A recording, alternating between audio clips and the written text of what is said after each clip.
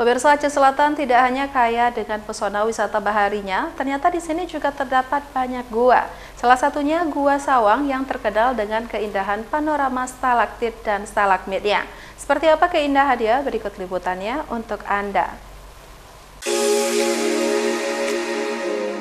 Bagi Anda para pecinta petualangan menantang, Gua Sawang bisa menjadi pilihan jika berkunjung ke Aceh Selatan. Gua terindah dengan struktur stalaktit dan stalagmit di gua ini terbentuk secara natural. Panjang lorong gua ini belum diketahui, namun menurut masyarakat, gua ini tembus hingga ke Kecamatan Samadua. Destinasi wisata yang berada di perbatasan Desa Tring Menduro Tunong dan Desa Panton Luas Kecamatan Sawang.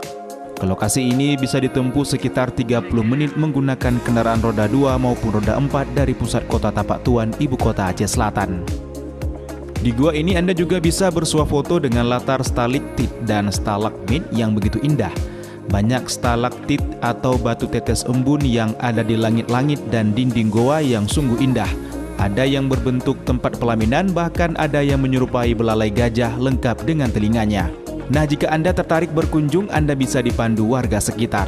Ke dalam gua ini tuh begitu luar biasa, apalagi kita lihat stalagmit yang seperti ini tuh hanya ada di luar negeri, dan kali ini di luar negeri biasanya juga buatan. Kali ini kita menemukan stalagmit yang asli, yang memang dari dalam gunungnya sendiri.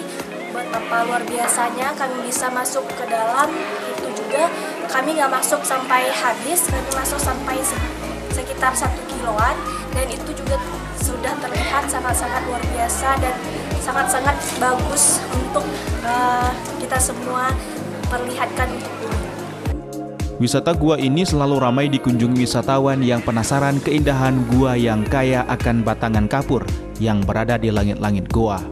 Warga sekitar juga berharap agar destinasi wisata Gua Sawang ini dilengkapi fasilitas penerangan. Menurut pantauan kami, pengunjung luar biasa sangat antusias, tidak mesti hanya hari libur.